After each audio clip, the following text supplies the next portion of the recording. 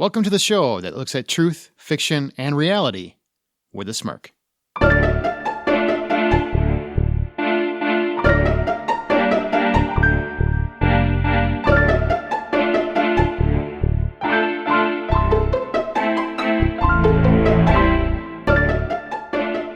I'm Aaron Peterson. I'm Amanda Sink. And I'm Zach Parkerson. And welcome to Smirk. Once again, this is a show that takes a look at creative storytelling. One of our authors each week is going to write a story and read that story. This week it is Amanda's turn. And then at the end, we're going to discuss in detail why she wanted to talk about that story, why that topic was important to her, that was enclosed within her story. Do you have something to dazzle us this week? No. No. Just so get excited. Everybody should quit listening right now. Yep. Wow. I am as excited as I would be for watching a new Terminator film right now. Yikes, that's not very exciting. Wait, Terminator is something you would get very excited about? No, I would not get it because she said, no, she doesn't have anything to dazzle us. Okay. Much like I would not be dazzled by a new Terminator film. Follow along. I'm starting to catch up. I get it. All right, well, nestle into your seats because I'm going to tell you a story.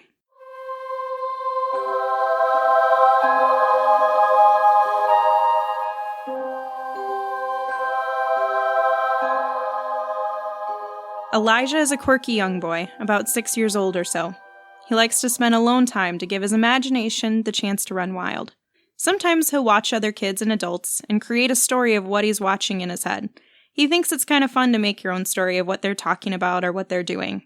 He loves to make fantasy and sci-fi stories in his head in particular. His parents are really cool too. Michelle and Joe are their names.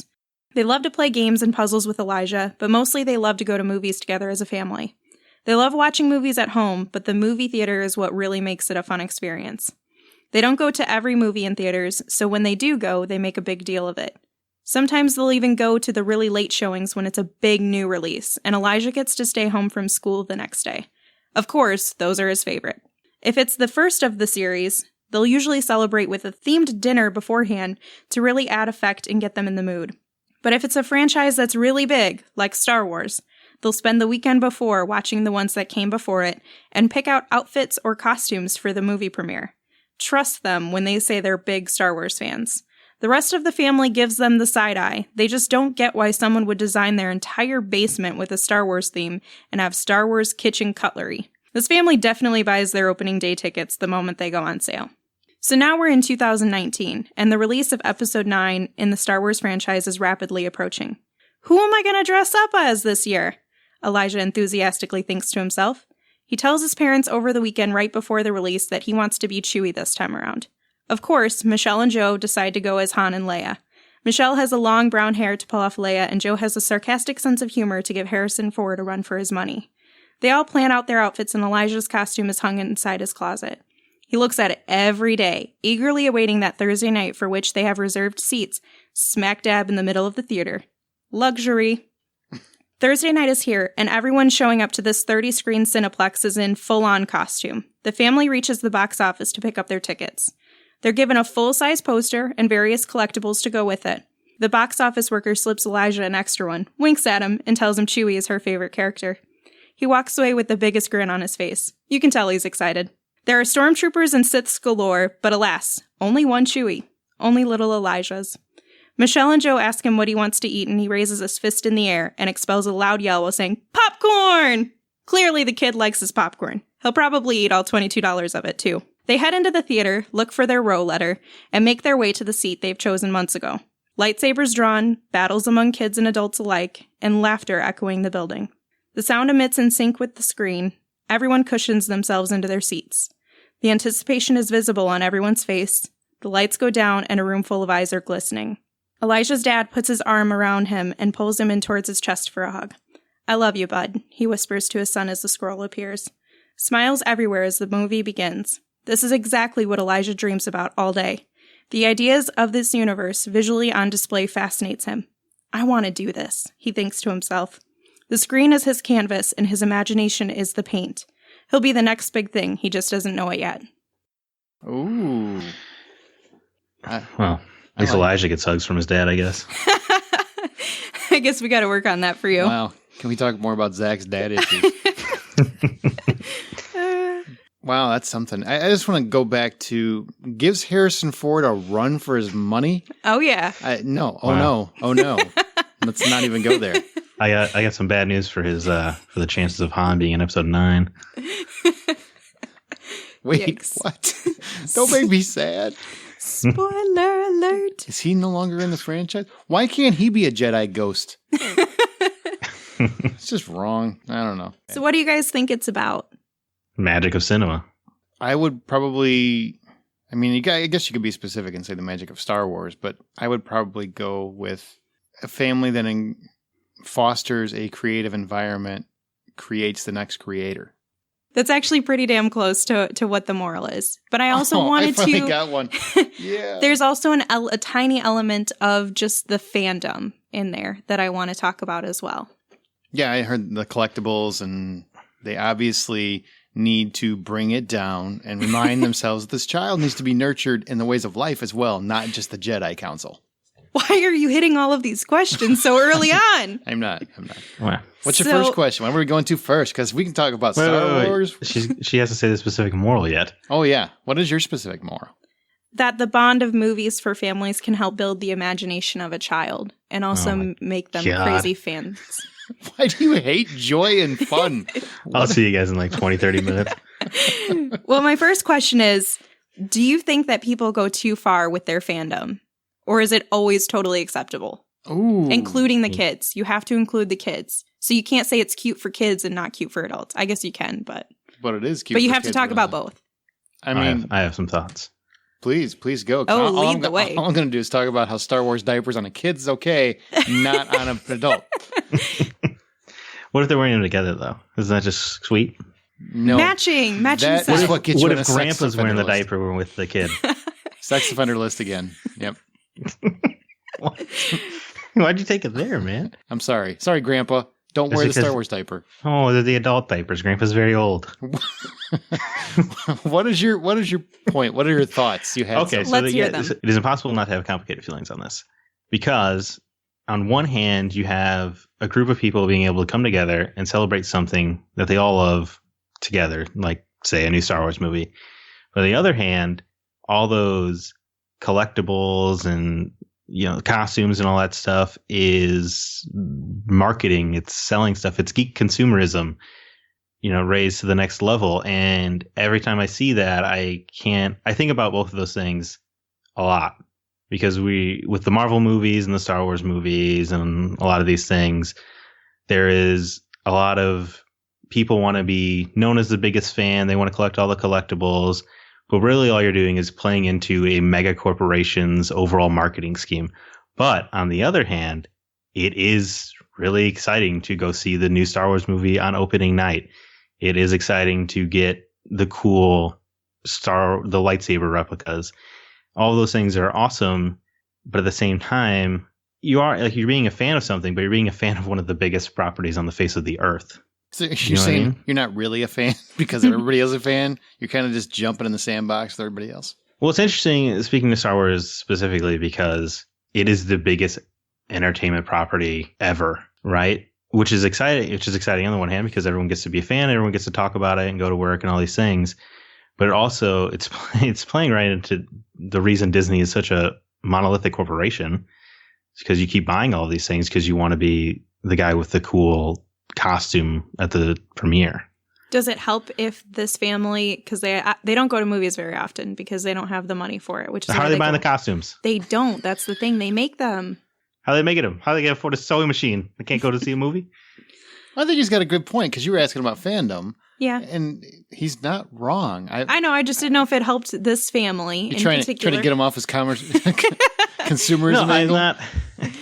I'm not trying to sound anti-capitalist. America. Why do you hate Funko Pops? That's really what the question is. So I have 2 Funko Pops, So the problem for you is that it feeds into the marketing plan of the companies and corporations that are already making enough money, and not necessarily that people are going and getting excited and dressing up and doing those things. Because if they were to make everything on their own, then it wouldn't be you wouldn't frown upon it. Am I understanding for the that? family, yeah, I can see what you're saying. That they didn't buy into the overall marketing machine, right? Yeah. But I just would like to know where you lie on the issue. of like what bothers you and what actually is the root of the problem for you with fandom. Yeah, so tricky. I think a lot of fandoms come down to feels like a race to be the biggest fan, the fastest fan, the loudest fan. So sometimes I worry that it's betraying what made it so beautiful in the first place when something gets to a specific size. But, yeah, I'm of two minds on this thing almost constantly. That's actually an interesting point, because when it comes to fandom, I'm split down the middle too, because I love being a fan. I'm a fan. Like Zach said, everybody's a Star Wars fan. And if you're not, well, do you really like movies? Really is a question. We're varying degrees, but there is that contingent of people that think that they need to be the biggest fan, and they're always competing. And you know what? Go to any internet board, any Facebook board, Reddit, whatever it is you use, find a Star Wars thread or a Lord of the Rings thread, Harry Potter, and have an opinion about anything that happens in the movie, and somebody will tell you how wrong you are because you do not know as much as they do. They are obviously a better fan because they understand the source material better than you ever will because they're a bigger fan. That's the downside to fandom. The upside is you go to, and also the marketing and the consumerism, that's also a downside. Those are things, very real, tangible things that we get sucked into. We need all the stuff. We need all the toys. We need all the stuff. The kids need all the freaking Lego sets, and we need all the games. We need all the posters, and all that jive. But the wonderful side of it is you see generations coming together. You see people bonding over something. People that have no connection whatsoever, they can bond over this property, whatever that property is. I'm not saying just Star Wars, anything, fandom. Mm-hmm. And to me, that is more beautiful than any marketing ploy or consumer issues that might also exist. I think there's something about being a fan of whatever it is and the gap that it bridges that is just worth every ounce of negativity that is out there. It is worth every angry fan and pain in the ass you have to deal with who knows everything about the property, and he'll tell you every freaking left turn that they take in the movie, even though nobody cares. What exact palette did they use? What colors did they use? Here's exactly what they did with the green screen in this shot. And nobody gives a rat's ass. They just want to enjoy what they love. Even with those people in there, it's still wonderful to have those experiences and to see little kids' eyes light up that they think they're a Jedi. Well, you know they're not a Jedi because their name's not Skywalker. But they feel like they could be. And it's like an inspirational thing. It's a hope thing. It's a dream. They want to be that. They want to reach for the stars, so to speak. And it gives them that unadulterated, blind vision of the future with hope and joy and positivity. It's a beautiful thing. Any kind of fandom that inspires that is a good thing to me. Take away all the Porg dolls, and it's still a good thing to me. Let's back this up. Okay. Porg dolls are adorable. The Porgs are cute. I hear that there's a differing opinion on this. I mean, there seems to be a Porg militia forming that still want to take out the Porgs. I don't know, but let's not talk about that because a lot of people haven't seen the movie yet, so we don't want to get too into the Porgs. I'm just saying. They're cute. Sure, they're adorable. I've got them all over my shirt right now. Oh my! So you're playing right into it, Amanda. Yeah, I got a 25% discount. I'm not gonna turn that down. Disney, you're the biggest Star Wars fan I know. I don't need to be the biggest Star Wars fan, I just want to enjoy my pajama top that has Porgs all over it because they're cute. Way to dress for the podcast. Way to dress up for the podcast. I'm in theme. I'm in character for my storytelling. Anyway. How do you feel about fandom? I mean, where do you lie? You wrote the story. I'm also split. I think that some people are just kind of trolls and just like you mentioned, where they just want to be the best. And it's just about being the coolest and having all the coolest stuff and doing all the cool things, where they don't really care about the property anymore. They just care about being invested visually to other people and showing off what they have. Oh, I'm a cool fan because I have this stuff. Okay, well, what was in the movie? What was your favorite scene? Well, or they love to dissect what you love about it. Or they're just vicious. But more than anything, I love fandom where people dress up for They just cosplay. If it's for an event like a Comic-Con or something, or if it's just to go to the movie premiere, I think it's adorable. Whether they're adults or they're kids, if that's something that brings them joy and you see that on their face, that makes me happy, because I don't care what it is that makes you happy, as long as it's legal, so murder's not in there. And they're 17. And they're 17. Then I'm cool with it. And it makes me excited because I think the kids get excited to see, oh, these adults are kind of dressing up. It reminds me of Halloween in a lot of ways. And Halloween is my favorite holiday. So it just feels like another experience of Halloween, and that same joy and happiness that people and kids get to, light up their eyes when they see other people in the same costume as them. Hey, you're just like me. You're just like me. When I went to the Star Wars premiere, and this is just a kind of, I'll give you a short story because it pertains to this and it's adorable. Hey, you already told one story. How many stories do you get in this podcast? I'm just going to tell you this one little snippet. There was an adult stormtrooper there, and he was there with his Wookiee girlfriend. And then there was a tiny little... How do they mate? This is an important question. I'm not here to judge them what they're doing. Wookiees have vaginas and penises. Wooka what? Stormtroopers have a lot of uniform. That's You take it off. He had a flap thing, so you actually thought about it. His white. I guess he does have to pee, right? Yeah. So, but there was that a little. Answers I always wanted to know. How do they go to the bathroom? There's got to be a restroom break at some point. Continue. I'm sorry. There was like a probably 3-year-old little toddler boy, and he was wearing his stormtrooper costume, and he was very shy, and he was cute. And the girlfriend in the Wookiee costume was like, Zach. That's an awe moment. Hey, can he get a picture with you? He wants to get a picture with you. And the mom said, yeah, that's fine. So, and the kid was so excited. And he walked down the steps, and he was all nervous, but you could tell he was excited. And everybody's wanting to take pictures. And the kid has like a nervous face at first. And then he's standing next to this taller stormtrooper. And they both have their masks on, and they're ready for pictures. And then the kid just has like a little smirk, lifts up his finger like a finger gun, and holds it up as they take pictures. And this cute little shy kid is just, you can tell he's blooming into that fandom really fast because he didn't have a fake gun like the other guy did. So it's just adorable. How could you see a smirk through his movie accurate helmet? He did it. He like took it off. He had it on and then he took it off because he couldn't see. Obviously not a very good stormtrooper. I'm obviously not a good storyteller when I don't have it written down because I forgot to tell you that part. So that stuff just, it warms my heart, and I love fandom because of that. See, Zach's one of those bad fans because he's worried about continuity. He just figured out my... It's all about, there's a continuity issue, and you need to solve it because I cannot enjoy this piece of movie magic that you've delivered unless you solve my continuity problem. I do have like an obsessive compulsion with canon. I always tell people the stories of having Star Wars toys, and I never let anyone pilot the Millennium Falcon but Han Solo because he would never let anybody else pilot it. Yeah. Well, I'm proud of you for that. See, respect the property. I'm not proud of you. That's the saddest thing I've ever heard. My God, why can't Han Solo share? That's Han Solo's problem, not Zach's. Yeah, look what happened to him. Got a hole through the head. Ooh. I don't think it was through the head. Well, he got a hole through the heart. Yeah, well. Is that a spoiler? It's like 2 years old. I don't know what the rules are. I don't think it's a spoiler. I'm just saying I think Kylo fulfilled every boy's destiny. Killing their father? You really My God, man. Issues. I'm going to hire a therapist for you. Every podcast, we're going to talk about Zach's issues.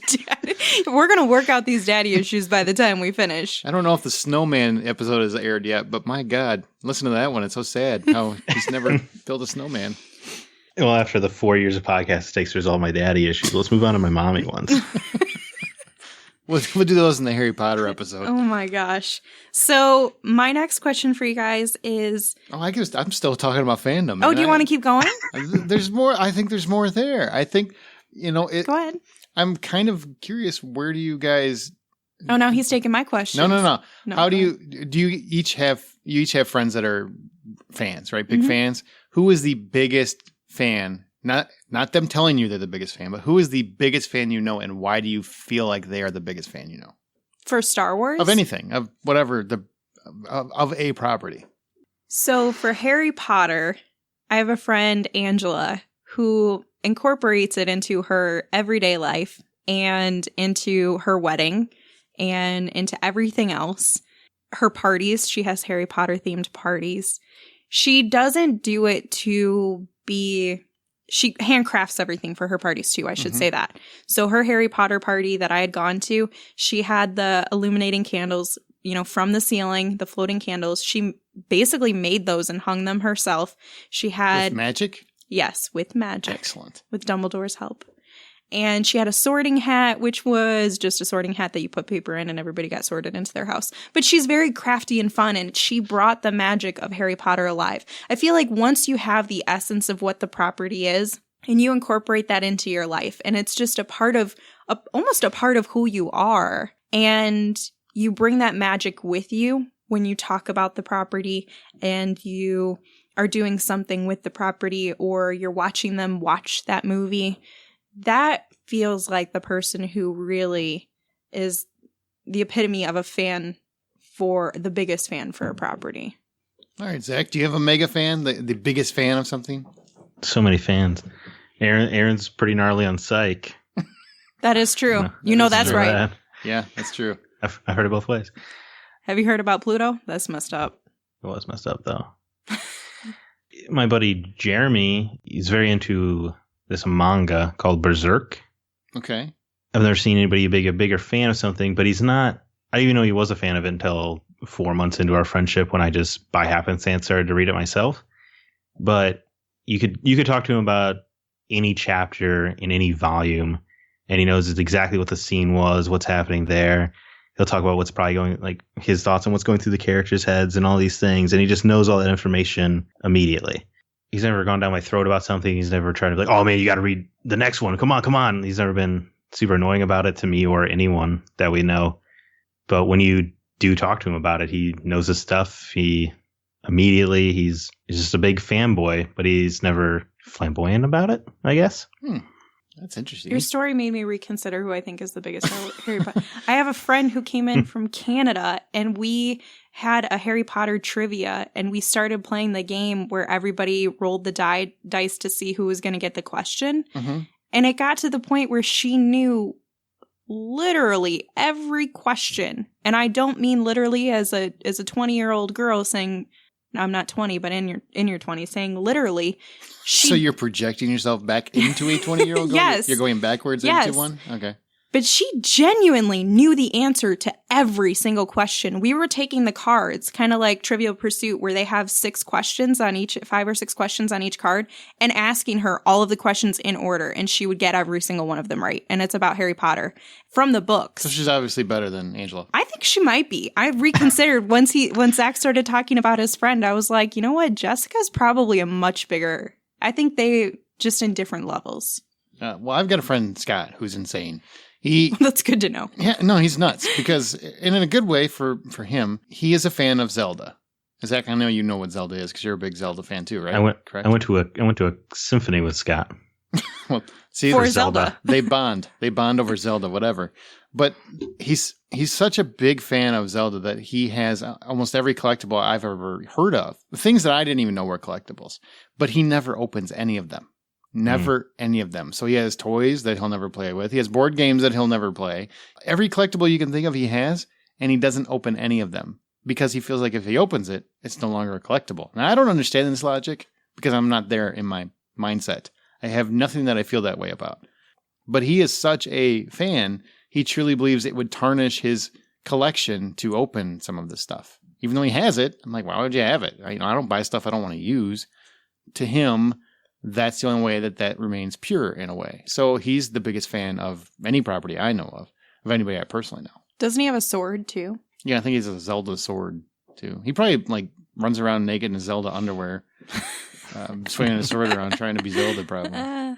As a quick aside, I saw Scott's collection once, and it's beautiful and it's gorgeous. He has an entire shelf, like multiple shelves devoted to it. Like a section of his home is Zelda. It Don't come near it. It could be living space. It could be, but it's not. It could be a place to live. Although my first question when I did see it was, "Oh, I see you don't open anything, huh?" So, and you just don't understand that? I am adamant that I will open everything. See, I'm with you on that. I'm totally on your side on that, but I don't knock somebody else for that. Agreed. So now that we've covered pretty much every topic when it comes to fandom, let me ask you. We really got a lot out of that one, huh? Sure did. Let me ask you guys, a lot of times when we are kids, when we've been children ourselves, we've had this idea of what we wanted to be growing up. We want to be this. We have this idea of who we should become. Do you think that things like movies influencing our imagination can really bring our dreams and lead throughout the rest of our lives to lead to fruition? Do you think that it lasts for the rest of our lives? Or do you think those dreams are just momentary lapses of judgment, where we're just excited about something in the moment? Well, I wanted to be Spider-Man growing up. Did you try to spin a web? There was a light switch with a drawstring in my closet. That was pretty tense, and every time I changed my clothes, I would swing in and swing out like Spider-Man.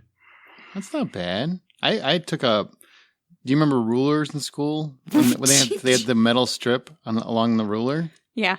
Uh-huh. I ripped one out and made a web shooter out of it, bent it around, and made a web shooter. Ah, so crafty you two are. I meant like real jobs. Oh. Yeah, Spider-Man. Spider-Man's a real job. I want to try. You know what? Three men have been Spider-Man professionally. That's true. That is true. I don't quite understand why you're trying to kill our dreams, because you weren't happy that yours didn't come true. For once, I was being positive about something, and Amanda's no. I'm sorry. Doesn't work. Spider-Man is the only thing that can make you happy. And I don't bring like you joy. Spider-Man enough, so it can't be a real job. I do, but I mean, because in the story, sound like my mom. the little You'll kid. never be Spider-Man. It's not a real thing. So now you have mommy issues too. No. My God, man. No, I have dream killer issues. Is what I have. And you're one of them. But do you think that the imagination of a child is so strong that when they think they want to become something, that can last for their entire life and finally lead to fruition? Yeah, sure. James Cameron saw Star Wars, decided he wanted to make movies. Steven Spielberg dreamed of making movies as a kid, made them in his backyard, eventually became a filmmaker. So absolutely. How could it not? Unless you have a mother who says you shouldn't be Spider-Man, then you just give up. That's just an illogical dream. She said I couldn't be Indiana Jones too. You know what he was? An archaeologist. He solved history problems, and I couldn't be him either. Look at you now. You're an Academy Award-winning podcaster. Yeah, whoopity-whoop-de-doo. I could have been swinging across caverns, running away from boulders, but instead, I'm talking to you guys. Well, anyway, we'll move along from that question. Unless, Zach, you have something else other than, yeah, sure, you want to add. The question being, can the things you see as a child make you want to do things and stick with you? Yeah. Yeah, when I was young, all I ever wanted to do was talk about and write about video games professionally, and also like be a homicide detective, but... So both of those have happened for you? Not the homicide detective part. It's not as dreamy as they make it seem on Law & Order. You can't just shoot people and be okay. We're coming to find out. out. Are you speaking from experience? It's quite the problem, it turns out. Do not do that. Stop it. But I write about games now on my own site, and yeah, it's definitely stuck with me. It just seems like there are a lot of dreams that start from our imagination and are so excited for, and we think that we're truly going to become those things. And a lot of them fall short. Life gets in the way. But do you think finds a way and also gets in the way? Do you think it's our lack of imagination and motivation and desire, or do you really think it's just the obstacles of life? I think it's life. I really do. I think partly, life beats you down, and then motivation, I think, plays into it too. Because as life is beating you down, you're going to be less motivated to go down that hard road to what you wanted to do with your life, and you'll just take the easy job, or you knock up 4 women or something, so you have to get some jobs going. So why is there so much disrespect for filmmakers who make good properties and then make really crappy ones? They've had these dreams their whole lives. They lead up to these properties and they have one that isn't very good or a couple that aren't very good, and we shame them. That's a weird connection you made. I was just thinking about it. I am not inclined to think you achieved your dream. Ooh. Wow. I guess he had an answer. That was a good answer. All right, I'm going to move off this topic. No, you're not moving on it just yet, lady. So you brought it up. Just because you dream about it your whole life doesn't mean you're good at it. It doesn't mean you're good at it. It doesn't mean that you're going to succeed at it. Great for them for trying. There are a lot of people. I admire anyone who gets a movie made, even if it's a bad movie, because at least they tried. They realized their dream. I'm a huge supporter of that. Doesn't mean your movie's good. You can appreciate someone that achieved a dream without appreciating that dream that they achieved. Fair enough. I admire that Tommy Wiseau made a film. I do not admire The Room. I think I do at this point. I do not. You're tearing me apart, Lisa. Oh, hi, Mark. Wow, you are no James Franco. Miss. No, I'm not. Yes. You are You're not. tearing me apart, Lisa. You Is are that not. better? Are you British now? You're not doing that right. But to back to your point, I wouldn't be podcasting if I didn't love movies. And that dream started when I was a kid. That all came together. It's all connected because of the movies that I started dreaming about when I was a kid. So yes, I think those can carry you through life. And unfortunately, you do get bills or kids, or you marry the wrong person, or you make wrong life choices, or you lose a leg in the war. There's a lot of different things, like life factors, that derail you from what your dreams are. It doesn't mean you stop wanting them. They just become harder to achieve. So my follow-up question to that, since you both have established, all of us have established that your dreams can live with you for the rest of your life. You can still retain that imagination. Except Spider-Man. Except Spider-Man. And Indiana Speak Jones. for You can't be yourself. Indiana Jones either. I was kidding about Indiana Jones. She actually said I could go be an archaeologist. Okay. All right. I let every spider bite me just in case.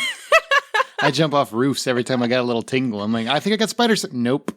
That was a mistake. Oh, Ow. man. I would like to know what sort of things we should be exposing our children to in terms of arts, music, things like that, to help shape them and give them opportunity for their imagination to grow. Because in the school, you're only obligated to learn about how to read, how to write, how to do math, a little bit of science, and a tiny bit of history. So you're not obligated to learn about music. You're not obligated to learn how to draw or to paint. You're not obligated to watch movies and learn how filmmaking works. So there are a lot of things that you can expose a child to expand their imagination and help them find what they really love and what their true passion is at a young age, rather than through expensive years of college. So what sort of things do you think are absolutely necessary outside of school to have your child experience, to give them the fullest capacity of imagination? The Punisher. What is wrong with you? It was funny. I'm trying to understand how that works in your theory. So you give a child the Punisher? Like the comic? You are the Punisher. Marvel and Netflix is The Punisher. You call John Bernthal and ask him to come to your child's house? Is that what you do? Sure. I'm going to dissect this argument. If you're going to make it, I'm going to dissect it. So The Punisher, you just show them the show on Netflix instead of showing them some garbage like Dora the Explorer, SpongeBob SquarePants. You plop them down, you show them what real TV looks like and what real men do. Yeah, a lot of real men do that. Real men are angry in your world. Like him, much like him. Obviously, very, very angry. He gets me. In terms That of, wasn't my real answer. I want everyone to know that. what's your real answer then? Is there a right answer? You expose them to No, things it's an opinion. on what you expose them to. You expose them to whatever's around. You can show them what the stuff you like, and if they don't like your stuff, show them some more stuff and foster that imagination and let them find out what they like and what they will define, who they will define themselves as. Nurture them. I don't like stifling imagination. Give it a shot. I mean, obviously, there's you have to clean your room. You have to do things. Maybe don't let them play video games all day long. But moderation's okay. What you don't want to do is to give them a reason to kill their own dreams because, well, I'm never going to achieve anything. My mom and dad are constantly telling me I'm never going to do it. So you don't want to stifle that. It's very important to nurture. I feel like parents, and I'm a parent, parents make the mistake of responsibility is important because they've been through life and they know that they're where they're at in life, and they want them to have a similar solid life. Even though it's responsible, it's a solid life. Don't have them worry about the same things you had to worry about. So you want to nurture them, but you also want to protect them. They see that as suffocating them, and then oftentimes it will end up suffocating their dreams. So you have to find that middle ground. So you are fostering and nurturing that imagination, that creativity, that dreaming, while also teaching them the life skills they need to be responsible. So it's a fine line you have to do, but nurturing is the thing I would say you had to give your child. If you have to give them one specific thing, each of you, if you have to give... I just said nurturing. No, if you have to give them one specific thing to be exposed to, whether that is... or something? Yes. Something outside of your education. What is one thing that you would say that a child should or needs to be exposed to? Books. Video games. See, it's still laughing because it's not on this. It's not as respected as books or movies or TV shows. I thought you were making another joke. I'm not making a joke. Video games are an interactive form of storytelling. Therefore, in my opinion, a more powerful form of storytelling. It gets you engaged. It gets you lost in the world. And I know it fostered my imaginations, and I wanted to tell stories, and I wanted to adventure. I dreamed of big things because Link did in Zelda, and I was there the whole time he was doing his thing. So to you, it's not necessarily any video game. It's getting those very interactive storytelling video games to help foster and nurture that imagination and potential. Even Mario, without a story, but not like could have an impact. Grand Theft Auto. Yeah, I don't think they need to play like God of War right away. Right away. Later on, child. I mean, I think I played it when I was like 10. But it's an important form of storytelling, and will only become more important as time goes on. When the Supreme Court defended it as an art and freedom of speech, I think Judge Scalia said that it's mind-boggling people judge video games the way they do, because as a more interactive form of storytelling, it is perhaps the most sophisticated form of storytelling. Wow. Did you memorize that quote? That's not it was a little paraphrasing. It was done well. He's dead, impressed. right? He did die. So does his opinion still matter? I don't know what the rules are. The ruling doesn't go away, no. And he did a lot of bad things, but he did some good things for gamers. So, do you think arts like movies and music are instrumental to fostering a child's imagination and their growth? They can be negative too. I think everything needs moderation. If you allow too much, a child can often overindulge, and then it becomes a problem. It's just like anything else. If you're going to do some cocaine, just do a little bit. You don't do a lot. Do enough to get you through the day, get a bump, get you through the day. A hard lesson learned. There you go. Exactly. Would you say the same thing for books in moderation? Yeah, I would say the same thing. I would say the same thing for anything. There's a moderation that comes with it. Otherwise, you lose the ability for social skills or responsibility, work skill. There are certain things that you will give up to do more of that hobby. And I don't think that's necessarily a good thing. So foster it, nurture it, moderate it. What do you think kids need, Amanda? I think they absolutely need to have some involvement with music and with film and with even video games. If you had to pick one, you made us pick one. Pick one. And don't qualify even video games, okay? Well, it's a judgment. It's a judgmental topic. So I was saying just made even some judgment. No, even video games. Pick one. I got a future story in the I works would say right music, because music expands in your brain and uses more than any other element that you are performing in, because your brain needs to use multiple different aspects at the same time. You mean to teach a child to play musical instruments. Yes, musical instruments, not just listening to music, performing on some instrument and getting them involved in reading music as well. Because it's not easy to start reading, especially if you're doing things that are a little bit like guitar and piano, drums. Otherwise, we'd all be Billy Joel. Exactly. So I think music would probably be the most important, and having that exposure into arts where most people are already entertained in music in some level. So if they are able to choose their musical instrument and experiment with them to choose what they like, and maybe they don't want to keep playing instruments for the rest of their life, but they should have that exposure and allow their brains to kind of grow with that. So my final question for you both is, what is your favorite thing about going to the movies, to tie back to the magic of cinema? Do you have a favorite thing, or do you hate movies too? Well, yeah, I used to like going with people I liked, but I don't really go to the movies with friends and family anymore, besides my wife, who I do enjoy seeing films with. But I did like going with a group of people to see a movie and discussing it afterwards, like a steak and shake or something. But I don't get to do that much anymore. My favorite thing is just being lost. For me, my whole life has been surrounded with movie and movie culture because of just how I was raised. And long story, and we don't have time on this podcast to go into my childhood. Movies have always been very important. So to me, a movie is where I go to de-stress and to get lost and disappear. So it's the magic of just being there. That's why I love going to the theater, because if I'm at home, I'm not lost. there's people walking around, or there's somebody asking me a question, or the phone's going to ring, or whatever. If I'm in a theater, even if I'm with people, it's just me focused on whatever's happening and being lost in that moment. And it's a way for me to decompress. It's a way for me to process. It's my perfect happy moment. It's like Happy Gilmore. It's my happy place. I am so with you on that. It is, I do not like roller coasters at all. They terrify me. Random connection? Wait for it. I can't even stand on a chair without getting scared. That feeling of adrenaline that you get and happiness and joy when you are on a roller coaster, that, as I've been told, you experience happiness and joy, is the same feeling I get when I go to a movie, particularly horror films. I enjoy those a lot. But I love being able to escape into whatever I'm given. I do the same thing as you, where I feel like it's just, I'm here with me. You might have like the little ha moment with whoever's sitting next to you, but you are so encompassed in what's going on screen, and you're engaged, and you feel the range of emotions throughout a 2-hour process. And I love that it is a release for me.